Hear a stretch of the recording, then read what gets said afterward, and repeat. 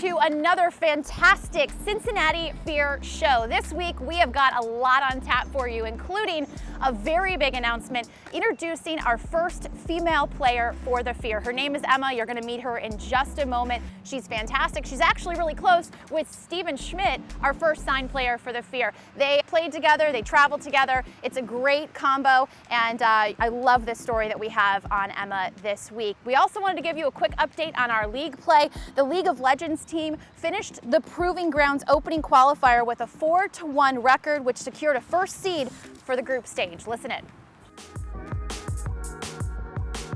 I'm just gonna hit the turret. They might actually just die. Yeah, they're just dying. Look at Sona.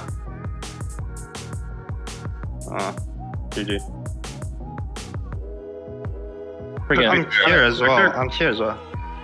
Honest. Just keep running. I'll be there soon, okay? I'll be there soon. We can fight when I'm here. Okay? Let me know slow. when. I'm there in 2. Ready? I'm here. We can play. Might be There's no hard. trouble, Lar. Victor flash. Just play with range. And it's so free. Nice. GG. Nice. How do I not get a single one of those kills, man? Yo, they're on me. Greg has no ult. I can look. Check Yeah, right look. here. We Yes, should I'm look. done. I'm looking. Oh. Yeah. I don't have. I have E5. Oh, we need to go to Zen.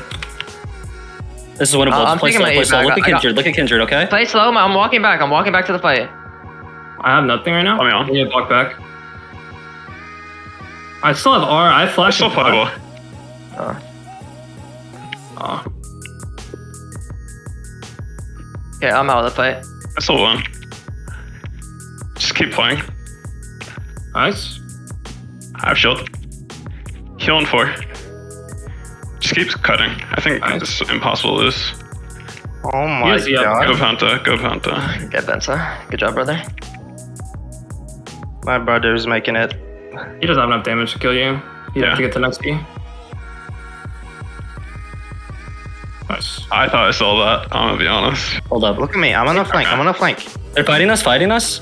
Rumble's on me. Look, Rumble. Kill Rumble. I'm looking on the top side of the fight. They need a back Rumble up. flash. Can we look? Look at me. Look at me. Yeah. No flash. He's dead. Let's go, guys.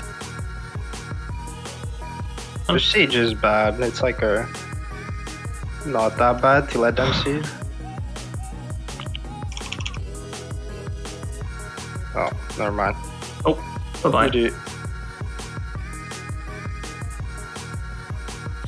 GG's. Is what it is.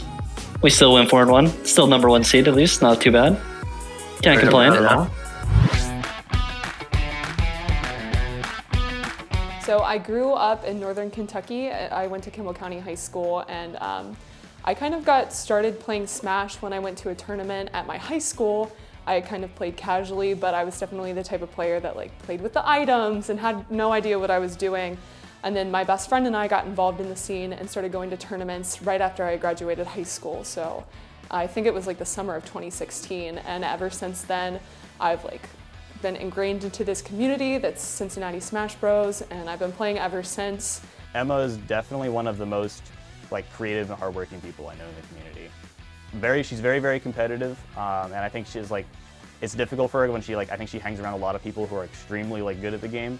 I think doubles has always been something she took a lot of pride in. Even before she hung out with me, I think doubles is always what she showed up for at events. I think singles was always kind of a side thing. I've been kind of back and forth with Smash. I've never been nearly as good as a lot of my friends, and so I've always enjoyed playing doubles more than singles. Doubles, having a teammate is so cool because it feels like we get to improve together, and when I'm having a rough day, Steve can carry me, and when Steve's having a rough day, I can carry him, and I love the dynamic of winning as a team. With Emma, having a static teammate was really fun and made me enjoy the side event a lot more because I could go to her house and we could practice it. We could with Emma, we can go back, we could watch sets, and we could okay, this is what went wrong here, we can do different things.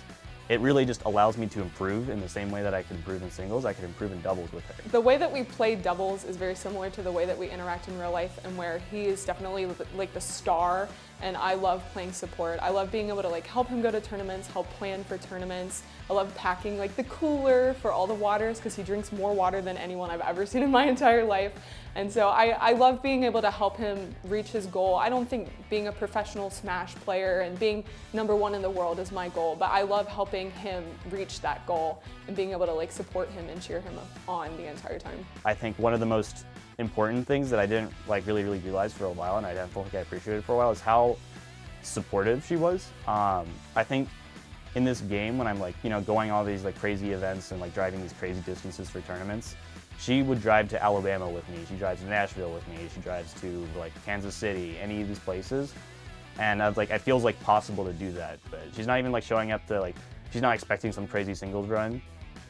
She like, obviously we want to do well in doubles, but she'll just show up and find other things for herself to do there. She'll commentate. Hold on!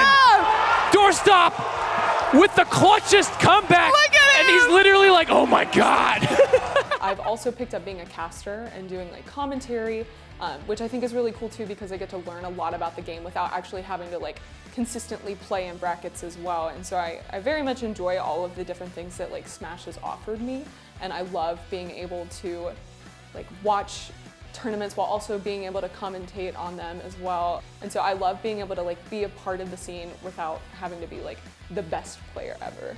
And I'm super excited to join FEAR because I think a lot of those things I can like really help with making like, especially making women more known in esports as well. Having like a platform to do that from I think is such a great opportunity, and I want to make esports seem cool to like the normal community too. I think that there are a lot of like people that don't really know about Smash Bros and kind of think of it as like a weird hobby or something, but I want to make it known that like normal people have hobbies like Smash too, and I very much enjoy having like the ability to do that through FEAR.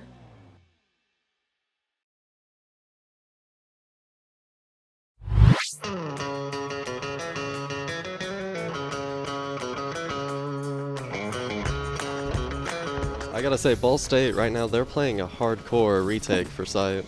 Yeah, and it really works. That's the comp that they've built. That Stoke on the Reyna is very, very helpful. Being able to just pop in, take a fight, obviously hits his shot, and then just walk away scot-free. That's insane. The presence of esports on Ball State's campus, if I can give like a cheesy answer, has been around as long as video games have. My name is Dan Marino. I am the director of esports at Ball State. You know, as we think about esports today, it's been around for about 6 years. It started as a student-run club on campus, and it's quickly become one of the largest clubs that we have, you know, student-run organizations with about over 800 members. The official program, with, you know, the varsity teams, the production program, the curriculum, the esports center on campus, that all started in the summer of 2020, and then we finally opened the space and launched the program officially in April of 2021. So we're, I guess, officially, you know, if we're counting, you know, the official program, we're a little over a year old. Our varsity teams compete in Overwatch, League of Legends, Rocket League, Valorant, and sim racing. We're one of the few universities in the country to do sim racing at the varsity level. And then our club level, you know, they have, you know, a full buffet of options in terms of what they might like to compete in as a club team. Obviously, there are different expectations for varsity and a club team. However, if I can plug our new academy program coming in the fall, it'll give students a new outlet, a new medium of competition on campus. You know, maybe they don't make the varsity team, unfortunately. Maybe they don't have the time to commit to a varsity team, but they still really want that level of competition. They're able to compete on our academy level, or maybe we don't have their game represented on the varsity, you know, in the varsity catalog, so they're able to, you know, represent in a more competitive way, whether that's Call of Duty, Super Smash Bros, Fortnite, Apex, those games, and it lets us trial games to potentially move into that varsity catalog. Wall as well, pops the ultimate, running out there for that information, just pushing the smoke, doesn't care. Running straight another flash. Does CT. a little bit of damage, and he's gone. But Parker's there to finish it up. That's what I'm talking about. They're on a leash with each other. But, you know, most schools are able to and do field decent rosters now, and the level of competition is rising.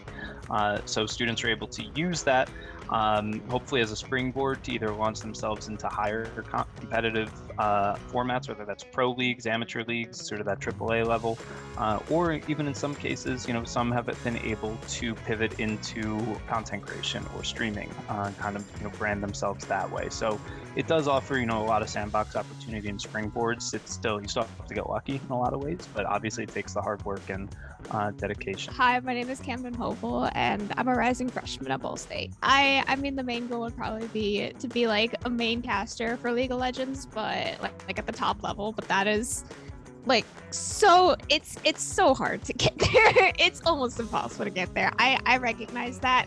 I also recognize it is a possibility, so I can absolutely continue working towards it. But my backup would probably be like going into a producer or even a casting role in some sort of other traditional sport, because I think there is a lot of parallels between obviously esports and traditional sports. Camden's one of the first incoming students directly for this esports production program. They've got a tremendous background. I know Camden didn't, really dig into it, but they, have done a lot of great work doing casting and doing productions in the amateur scene for League of Legends. So Camden's going to be joining our, elite production crew in the collegiate space for this fall, and it's a real area of collegiate esports that I think a lot of programs do, but not in the way that we are, where we actually in our facility have built-in equipment and opportunities for production. So we're giving students opportunities to learn these hard skills in broadcasting and production. And if they are able to go off and do that in esports, that's amazing and obviously the goal, but they're not ill-prepared to take the step into traditional sports broadcasting or news broadcasting or any kind of media or content creation, just by way of working with us in the esports program. So I think that is one of the most exciting pieces that we have going on. Obviously it makes the production a lot more fun when you have good teams competing and you have the results to kind of back that up. But we're bringing in just as much talent on that production end as we are, with the varsity teams themselves. So hopefully, able to create a little bit of a juggernaut in the Midwest and, hopefully the country after that. All right, that's it for this week's show, guys. You can find us right here next week with much more on league play and, of course, our awesome players. Hope you love that feature on Emma. You're going to see and hear a lot more from her as we go through the rest of this season. As far as Camden, you saw that story on them, just a little snippet where you heard from them. You're going to hear much more next week, a whole feature. You're going to want to stay tuned for that as well. We'll see you then.